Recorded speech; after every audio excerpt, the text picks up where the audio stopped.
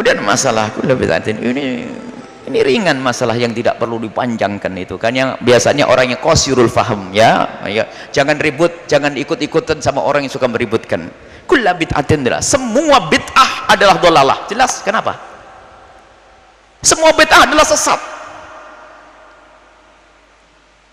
Cuman yang dimaksud bid'ah itu apa sih? Yang dimaksud bid'ah oleh Rasul itu apa? Ada dalam bab usul fikih ada tahqiqul manat sama tangkihul manat.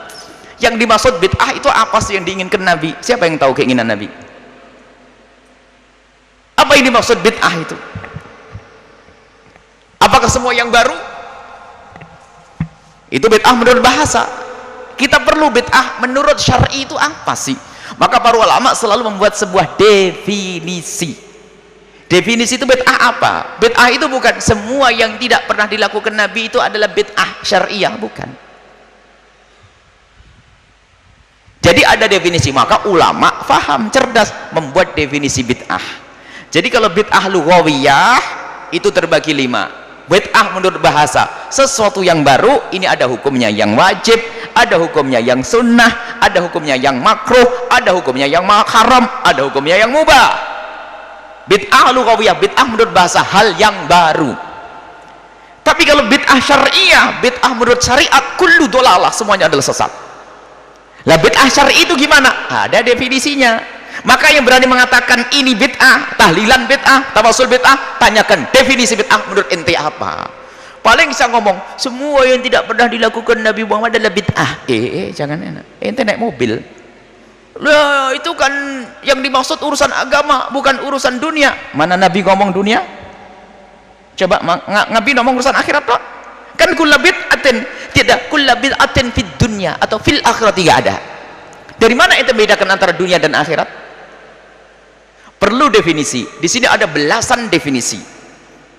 Dan definisi yang ada bukan definisi yang sering diumbar oleh orang yang pengen membid'ahkan orang lain dengan kalimat yang sederhana. Semua yang tidak pernah dilakukan Nabi adalah bid'ah. Enggak pernah. Itu bukan definisi itu.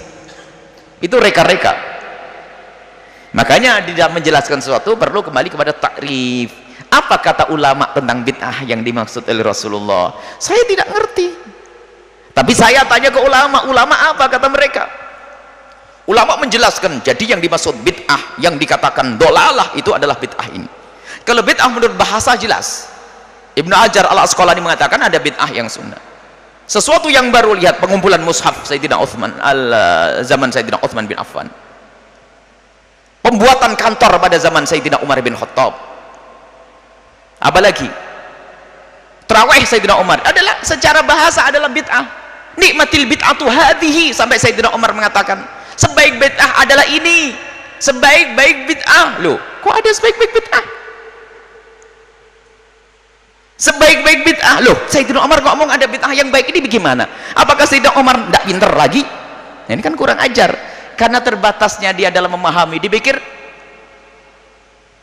nggak bisa membedakan antara bid'ah menurut bahasa dan bid'ah. Sayyidina Umar nikmatil bid'atu, bid'ah secara bahasa, sesuatu hal yang baru yang menarik, ya ini loh, bukan bid'ah syariah. Kalau bid'ah syariah kulluha dhalalah, bid'ah dalam syariat adalah dhalalah semuanya. Lalu bagaimana bid'ah syariah itu? Ulama berbeda pendapat dalam definisi, tapi mirip-mirip semuanya. Di antaranya adalah misalnya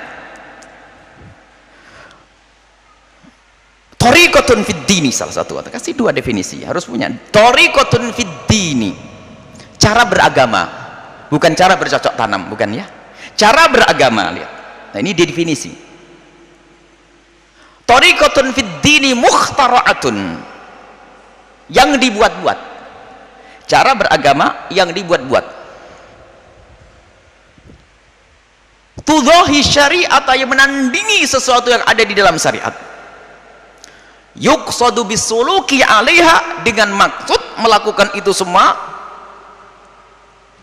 Al-mubalaghatu fi ta'abbudi, berlebihan dalam beragama. Contoh, subuh, salat subuh, pagi-pagi lagi seger, salat subuh kok cuma 2 rakaat, saya tambah deh, nambah 2.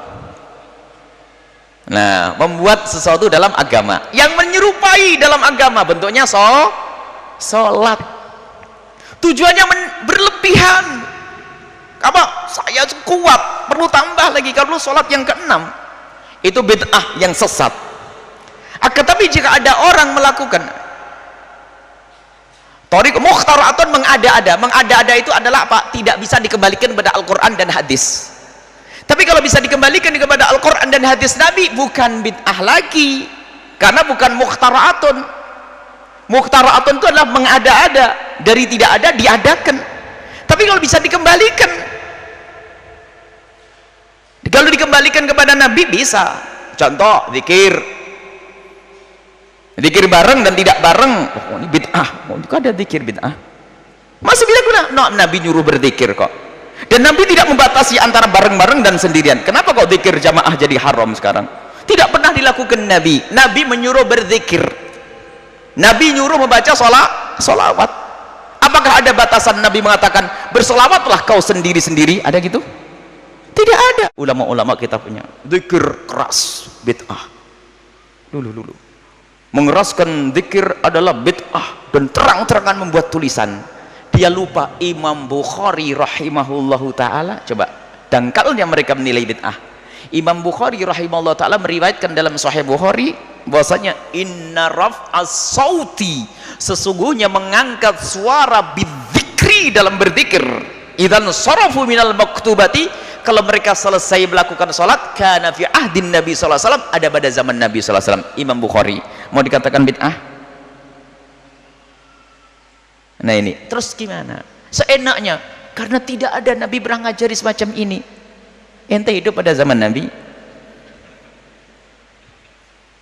Jadi begitu mudahnya mereka mengatakan bid'ah. Itu ternyata pemecah belah umat. Subhanallah, umat Islam dari masa ke masa dengan mudahnya, dengan sederhananya ibadah yasinan kok jadi bid'ah, waqi'an bid'ah, qul huwallahu bid'ah, akhirnya sinetronan saja gitu nanti. Waqi'an jadi bid'ah, yasinan bid'ah. Bagaimana baca yasin? Baca Al-Baqarah kalau kurang panjang, Baqarahan. Tidak ada mengkhususkan ayat. Ada Nabi mengkhususkan dalam Fadailul Quran, bab Fadail Quran. Imam Bukhari meriwayatkan diperkenankan mengkhususkan Quran. Salah satu istri Nabi mengkhususkan ayat, dibaca berulang-ulang sampai berkali-kali, sehingga diceritakan ada salah satu sahabat Nabi yang mau datang ke rumah istri Nabi, mendengar istri Nabi membaca, pergi ke pasar, balik lagi, itu ayat yang dibaca diulang-ulang. Loh, berarti istri Nabi ahli bid'ah dong. Sudahlah, mohon maaf kalau sudah ketemu orang ahli bid'ah itu jadi kadang-kadang bingung, saya itu apa? Memang ada yang jadi bid'ah. Dan memang ada permasalahan berat juga dari kita, wahai ahli iman. Kita sering membawa hadis-hadis yang enggak jelas juga. Tidak hati-hati kita dalam menukil hadis, sehingga dari sinilah akan dihantam oleh mereka. Maka ayo kita, memang kita bukan bagian yang mengetahui hadis ini dhaif, maudhu, semuanya kita serahkan pada pakar hadis. Cuman kadang kita tuh terlalu kebablasan, tidak seleksi. Jadi mereka kadang-kadang ada sebagian mereka itu menghantam dari hadis-hadis yang lemah. Akan tapi mereka sudah, kita tahu mereka tuh pengen dia mencari kesalahan orang lain. Kita tidak tunjuk mereka itu siapa, ya. Kalau yang merasa tidak, kita tidak menunjuk siapapun. Coba Imam Ghazali kita lihat, orang hebat dahsyat. Kalau menyusun kitab seperti Ihya Ulumuddin, beliau mendatangkan hadis lemah. Memang kita akui beliau mendatangkan hadis lemah. Cuman kapan didatangkan oleh Imam Ghazali hadis lemah itu? Hadis lemah itu istisyad untuk menambah. Biasa Imam Ghazali datangkan Al-Quran, hadis sahih, dengan permasalahannya masalah riya, hadis sahih, baru ditambah hadis lemah. Jadi bukan yang dijadikan hujah hadis lemahnya ini, bukan. Hujahnya ayat Al-Quran dan hadis yang kuat. Cuman orang yang punya niat busuk merendahkan Ghazali, dan hadis lemah itu pun ternyata tidak disepakati. Malah mentasih hadis itu berat. Enggak. Ada seorang alim besar namanya Ibnu Jauzi, dia punya kitab namanya Maudhu'at, dan dikritiki oleh ulama yang lain, mengumpulkan hadis-hadis palsu. Ternyata apa? Enggak bisa orang seperti itu. Setelah beliau mengumpulkan hadis-hadis palsu, ternyata hadis yang dikatakan palsu ada di kitab Sahih Muslim. Jadi orang mengatakan hadis ini maudhu', ijtihadnya seorang ahli hadis. Orang mengatakan hadis ini sahih, ijtihadnya seorang ahli hadis. Dan kita sebagai seorang muqallid kalau menemukan hadis sahih menurut hadis, ayo kita ambil dan tidak ada masalah. Ada masalah tarjih, ini babnya lain. Kalau anda ahlinya di dalam urusan tarjih, kalau bukan serahkan kepada ulama. Jangan sampai kita ribut sini, nggak sholat nanti, nggak ibadah. Orang sudah pada dzikir ribuan kali, kita masih ribut bid'ah atau bukan bid'ah, bid'ah atau bukan bid'ah. Orang sudah sampai kepada Allah, kita masih di meja diskusi belum beres-beres. Ya, ayo kita sederhana, masalah bid'ah adalah masalah entengnya. Kalau mau dijelaskan satu persatu boleh lah, ya, satu persatu. Bahkan kita ingin kepada saudara-saudaraku yang aku cintai, yang biasa membid'ahkan khususnya amalan-amalan kami ini, amalan kami, amalan Al-Bahjah grup ini.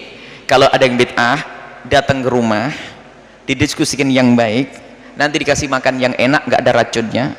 Kalau seandainya kedatangan anda harus pakai uang, saya kasih duit. Jangan menyebar di kampung-kampung melakukan bid'ah. Kita pengen diskusi yang baik. Ini loh perlunya umat ini, supaya tidak menyebar fitnah sana sini, bid'ah.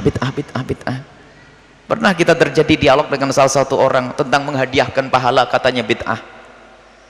Dialog dengan satu orang, semoga Allah mengampuni kami dan mengampuninya. Pada akhir dialog sudah mengakui bahwasanya apa? Itu masalah khilafiyah. Jadi kan nggak perlu membid'ahkan kan. Ternyata di luar pun masih mengatakan itu bid'ah. Sudahlah, itu kaidah Jamal wa Intor. Isah Jamal wa Intor itu adalah onta biarpun terbang. Jadi orang itu kalau keras kepala dinasihati nggak bisa, diajak kepada kebenaran tetap susah. Ini kayak berdebat dua orang, ada onta atau burung onta jauh di atas bukit begitu. Onta atau burung onta? Kata si A onta, kata si B burung onta. Kata si A onta ini keras kepala. Kata si B itu burung onta. Kata si A onta, ayo kita deketi. Dideketi nggak gede-gede, berarti kan burung onta. Kata si A tetap burung onta, tetap onta. Kata si B kecil itu nggak, yuk kita gusah dulu. Digusah terbang. Kata si A yang keras kepala, biarpun terbang tetap onta, ya gitu loh. Biarpun dikasih dalil kayak apapun tetap nggak mau. Itu musibah di dalam diskusi zaman sekarang ini ya. Semoga Allah menjaga kita semuanya. Tolong jangan terlalu terpengaruh dengan yang demikian itu, jangan terlalu dituruti. Kenapa? Bagi yang bukan ahlinya, jika menuruti, maka karena anda bukan ahlinya, seolah-olah dia berhujjah lebih kuat, maka anda akan lemah. Lalu anda tiba-tiba diam-diam mengatakan hebat, karena kita menemukan, wah mereka hebat dengan dalil-dalilnya, mereka hebat dengan dalil-dalilnya, padahal dalilnya tidak sesuai. Makanya jangan mudah terburu-buru. Kalau bukan ahlinya jangan mendebat. Diskusi adalah bagiannya orang yang pernah belajar. Kalau anda sudahlah, anda ikut para ulama. Kalau mau bertanya, tanyakan satu persatu. Barangkali yang bertanya punya masalah detail satu, dalilnya yang katakan bid'ah mana, nanti kami tunjukkan dalilnya para ulama, bukan dalil saya. Bisa datang satu-satu, tawassul, tahlil, ini apa ini, ada semuanya itu, dan tidak dibuat-buat dalilnya, dalil bener, ada semuanya. Jadi sudah jangan terpengaruh. Intinya percayakan kepada para ulama bahwasanya amal-amalan kita adalah benar, ada sandarannya dari Nabi Shallallahu Alaihi Wasallam.